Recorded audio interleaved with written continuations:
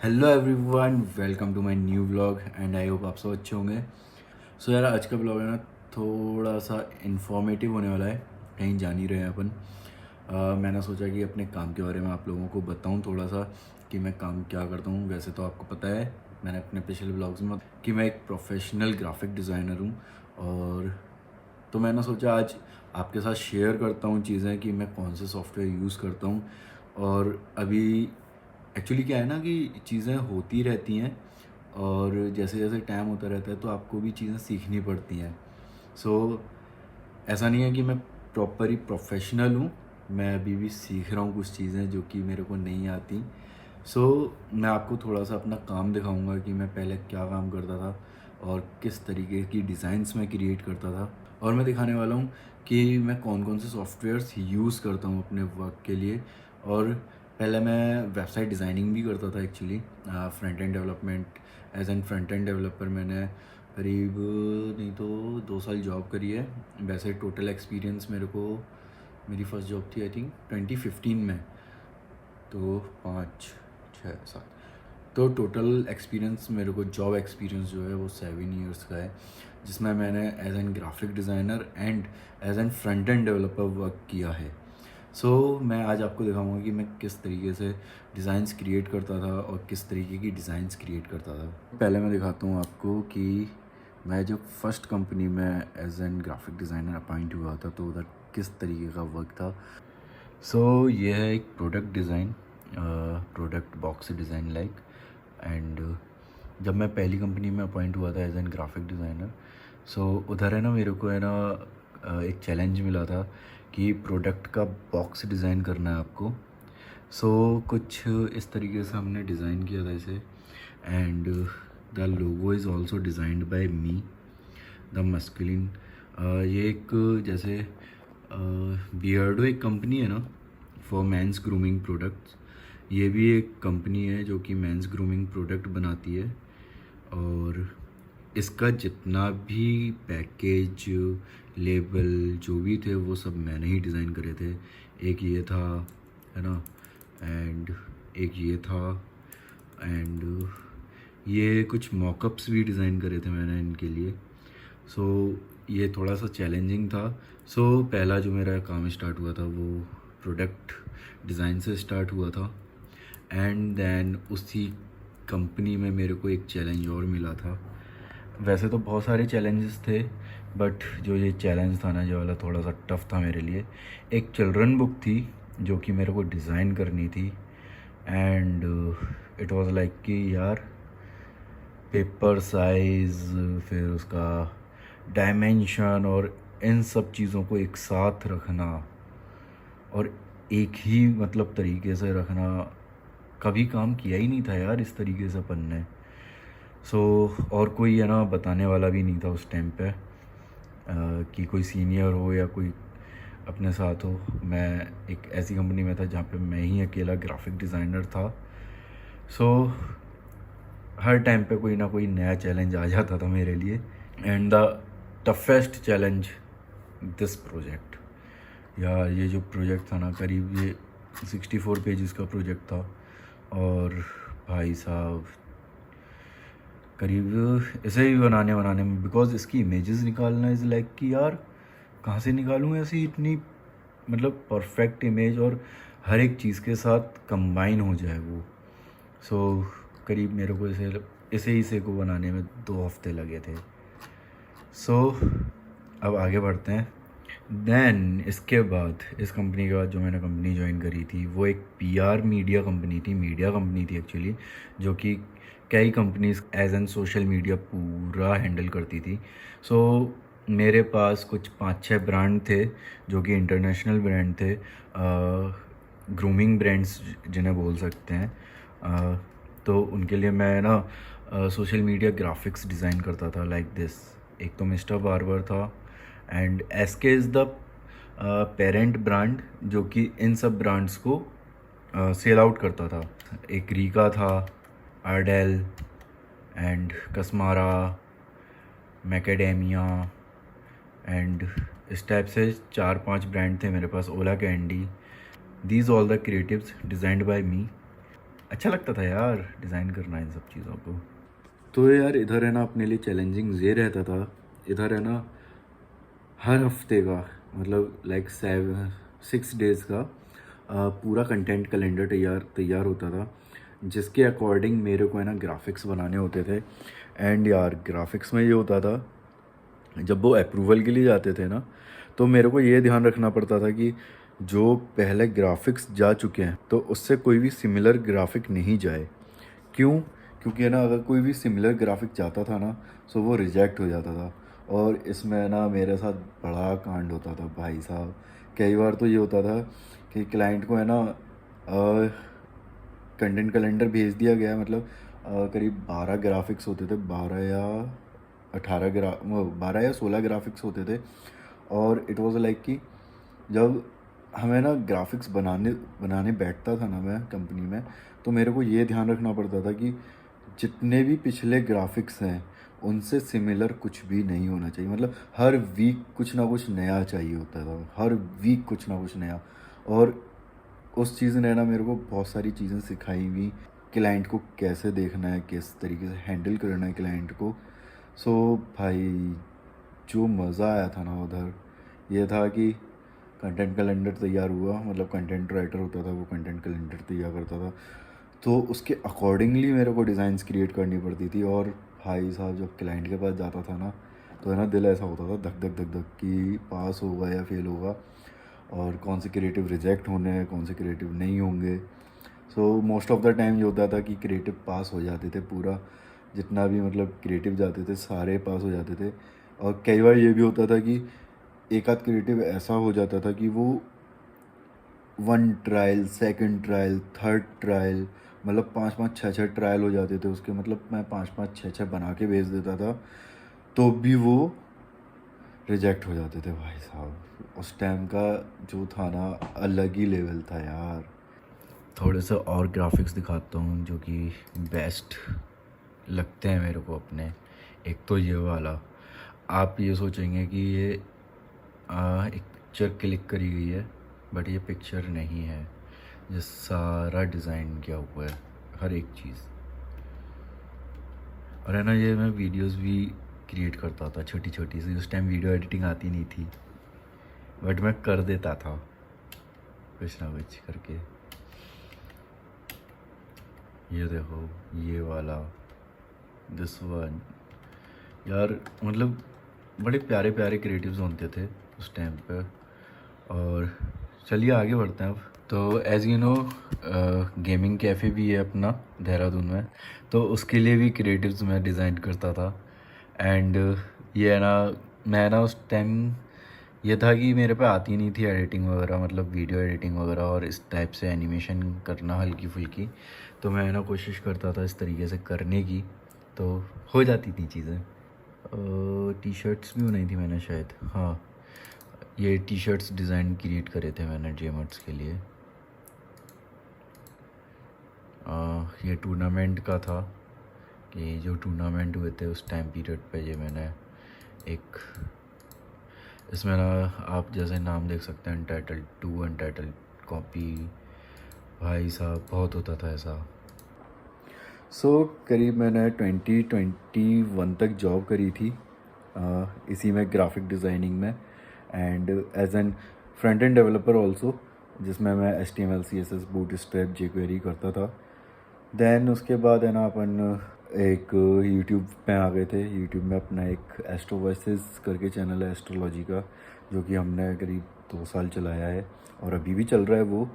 And then उसके बाद अपन एक और चैनल चलाया था एस्ट्रो फ्रेंड, जो कि वो भी अभी चल रहा है। और उस पर हम एस्ट्रोलॉजी से रिलेटेड, मतलब जो कि वीकली राशिफल हैं और जितना भी मंथली राशिफल वो सब डालते हैं। और एक्चुअली ये सब क्योंकि है ना अपने जो बड़े भैया हैं उन्हें ना इसमें ना बहुत इंटरेस्ट है एस्ट्रोलॉजी में। सो वो सारी चीज़ें हैंडल करते हैं, और जो वीडियो एडिटिंग और क्या कहते हैं यूट्यूब पे कैसे अपलोड करनी है वो सब मैं हैंडल करता हूँ। कोरल ड्रॉ कुछ इस तरीके से दिखता है यार। अगर मैं इलस्ट्रेटर ओपन करूँ, और वैसे इलस्ट्रेटर तो इसमें भी ओपन है, अगर मैं इलस्ट्रेटर ओपन करता हूँ इसमें, लाइक कंपैरिजन करके बता रहा हूँ मैं, हाँ या लाइक ये इलस्ट्रेटर के टूल्स जो है ना, एक्चुअली इलस्ट्रेटर जो है ना वेक्टर बेस्ड सॉफ्टवेयर होता है, और जो फोटोशॉप होता है वो इमेज बेस्ड होता है। ठीक है, अगर आप है ना इसमें इलस्ट्रेटर में जूम आउट करोगे ना तो इमेज है ना कहीं भी नहीं फटेगी। एंड देन इफ़ वी मेरे को फ़ोटोशॉप ओपन करना पड़ेगा बिकॉज मैं इसमें फ़ोटोशॉप डाला नहीं है अभी, इसी में है, और तो थोड़ा सा हसल करना पड़ता निकात। सो या ओके, हाँ। एंड इसमें है ना क्या होता है, आप देख सकते हैं थोड़ा थोड़ा पिक्सलेट हो चुका है ये, है ना। फोटोशॉप इमेज बेस्ड रहता है और ये वेक्टर बेस्ड। इमेज बेस्ड और वेक्टर बेस्ड में खाली इतना ही फ़र्क है कि ये इमेज बेस्ड है ना पिक्सलेट हो जाता है, और वेक्टर बेस्ड है ना कितना भी जूम कर लो ये पिक्सलेट नहीं होता। ठीक है, हाँ। सो आते हैं अपने टॉपिक पे कि अपन कोरल ड्रॉ क्यों यूज़ करते हैं। Actually as compared to Corel Draw Illustrator file थोड़ी सी हैवी हो जाती है, और है ना इसमें जो भी हम इमेज वगैरह इंपोर्ट करते हैं वो उनका असेट्स हमें रखना पड़ता है। सो इसलिए ये हम किसी को भेजते हैं ना इलस्ट्रेटर फाइल, तो वो है ना उधर प्रॉपरली वर्क नहीं कर पाती, और कलर कॉम्बिनेशंस थोड़े से चेंज हो जाते हैं उनके पास। एंड आई डोंट नो कि ये सही है या गलत है, जो मैंने एक्सपीरियंस किया है वो मैं आपको बता रहा हूँ। और सेम इंटरफेस है, ज़्यादा अंतर नहीं है, बस थोड़ी सी चीज़ों की टेक्निकली थोड़ा सा अंतर है। सो आते हैं अपनी डिज़ाइंस पे। एक डिज़ाइन ये है, second one is this, third one is this, थोड़ा सा गेमिंग से रिलेटेड बनाई थी मैंने। फोर्थ वन थोड़ा सा बच्चों को नज़र में रखते हुए कि बच्चों को क्या पसंद आएगी। फिफ्थ वन सबसे अल्टीमेट डिज़ाइन जो मेरे को लगती है वो ये वाली लगी है आज की। सिक्स्थ वन, सेवेंथ थोड़ा सा सोचा था ब्लैक, इस वाली के पीछे एक कहानी है, इसके लिए मैंने थोड़ा सा ना ये सोचा था कुछ डार्किश सा बनाते हैं, मतलब डार्क और लाइट कलर का कॉम्बिनेशन होना चाहिए। सो और थोड़ा सा स्पोर्टी लुक भी देते हैं डिज़ाइन को, तो उसके लिए मैंने ये वाली डिज़ाइन बनाई थी, मतलब स्पोर्ट्स से related. And the best one also is here. I don't know best है या नहीं है, वो आप ही कमेंट करके बताएंगे। 1 2 3 4 5 6 7 8th ये डिज़ाइन है। एंड अभी ये वाली कंप्लीट नहीं हुई है, ये बना रहा हूँ मैं। सो धीरे धीरे मैं कोरल ड्रॉ सीख रहा हूँ, एंड अभी लर्निंग फेस है। एंड नाउ अब आते हैं गैजेट्स पे कि मैं गैजेट्स कौन कौन से यूज़ कर रहा हूँ। तो मैं विंडो यूज़ करता हूँ कोरल ड्रॉ के लिए, बिकॉज़ इस पर कोरल ड्रॉ इतना अच्छा नहीं चलता जितना इस पर चलता है भाई। माशाल्लाह एकदम मस्त चलता है भाई साहब इस पर, कोई बिल्कुल भी मतलब शॉर्टकट्स की सारी वर्क करती हैं, सब कुछ हो, शॉर्टकट की सारी वर्क करती हैं, सब कुछ होता है। इस पर मेरे को बहुत असल करना पड़ता है शॉर्टकट की इन सब चीज़ों के लिए। एंड इसके इस सिस्टम के लिए ये वाला कीबोर्ड एंड माउस यूज़ करता हूँ, ये वाला। और वीडियो एडिटिंग के लिए मैं मैक यूज़ करता हूँ, प्रीमियर प्रो, और थंबनेल एडिट के लिए मैं फ़ोटोशॉप यूज़ करता हूँ। एंड कम्स टू टैबलेट, जब मेरे को लगता है कि मेरे को ज़्यादा हसल वर्क नहीं करना, तो मैं इस पर क्या करता हूँ, एक सेकंड मैं अनलॉक कर दूँ इससे पहले। तो इस पर ना मैं क्या करता हूँ, अरे यार कैसे रखूँ इसे, इस पर ना मैंने एक सॉफ्टवेयर ख़रीद रखा है, ल्यूमा फ्यूज़न, जो कि ज़्यादा महंगा नहीं है। आई थिंक कुछ कितने का था, करीब 2.5 के, यानी कि ₹2500 या ₹5000, आई डोंट नो, मैं भूल चुका हूँ। आई थिंक 5000 और 2500 के बीच में था ये। और ये है ना बहुत इजी सॉफ्टवेयर है वर्क करने के लिए। एकदम इधर से इमेज, मतलब इधर से क्लिप उठाओ यूँ करके, ओके सॉरी, लाइक दिस, इधर से क्लिप उठाई एंड सेट, इधर से क्लिप उठाई सेट, इधर से क्लिप उठाई सेट। और जो मैं अभी ब्लॉग बना रहा हूँ ये भी इसी पे एडिट करूँगा मैं, बिकॉज इसमें ना चीज़ें बहुत सारे हसल करना पड़ता है यार इस पे। जब मेरे को लगता है ना कि ज़्यादा एडिटिंग नहीं है और कुछ नहीं है तो मैं इस पर करता हूँ। लेकिन इस पर भी है ना बहुत सारी चीज़ें हो जाती हैं, जैसे कि आप अगर है ना मेरे को कोई ग्रीन स्क्रीन हटानी है, लाइक ग्रीन स्क्रीन पे काम करना है और मेरे को ग्रीन स्क्रीन हटानी है, तो मेरे पास एक की ऑप्शन होता है इधर, जो कि इधर आप देख सकते हैं, ग्रीन स्क्रीन की, ब्लू स्क्रीन की, ओशियन की, ब्लू स्काई की, डार्क ल्यूमा की, ये सारी कीज़ होती हैं जो कि उस कलर के बैकग्राउंड को रिमूव कर देती हैं और आसानी से हो जाता है। क्या हटा के दिखाऊँ एक ग्रीन स्क्रीन लाइक दिस, है ना। मैंने एक ग्रीन स्क्रीन ले ली and I will go on this and then this. अब मैं ना ग्रीन स्क्रीन पे क्लिक करूँगा एंड बस इतना सा काम था। और इस पर करने में ये काम मेरे को कम से कम नहीं तो 3-4 मिनट लग जाते हैं।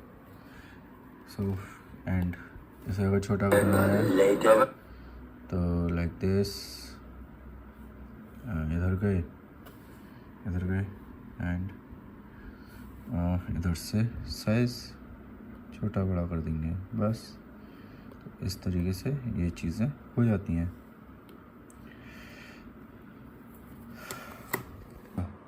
तो ये थी मेरी एक छोटी सी जर्नी, और इसी के साथ साथ मैंने अपना यूट्यूब चैनल स्टार्ट कर दिया है एक, जो कि आप देख ही रहे हैं। मेरा ये मानना है कि टाइम टू टाइम लोगों को सीखते रहना चाहिए चीज़ें, जितना आप सीखोगे उतना कम है मेरे हिसाब से। एज एन आईटी फील्ड में या ग्राफिक ही डिज़ाइनर समझ लो, तो आपको है ना, मेरे एक सर थे जो कि मेरे से कहते थे अगर आपको मतलब फील्ड में रहना है या अपने काम में बने रहना है तो आपको है ना डेली है ना अपने माइंड पे ना F5 प्रेस करना पड़ेगा, जिससे कि है ना आप थोड़े रिफ़्रेश हों एंड आप चीज़ें सीखते रहें। F5 प्रेस करने का मतलब उनका ये कहना था कि आपको डेली कुछ ना कुछ नया सीखना ही पड़ेगा। अगर आप उधर ही रुक जाएंगे कि हाँ मैं इतना सीख चुका हूँ और अब मेरे को सीखने की ज़रूरत नहीं है, आप है ना पीछे ही रह जाएंगे। और है ना क्या होगा कि एक टाइम ये आएगा कि यार मैं अब मेरे को सीखना पड़ेगा। सो भाषण कुछ ज़्यादा ही हो गया।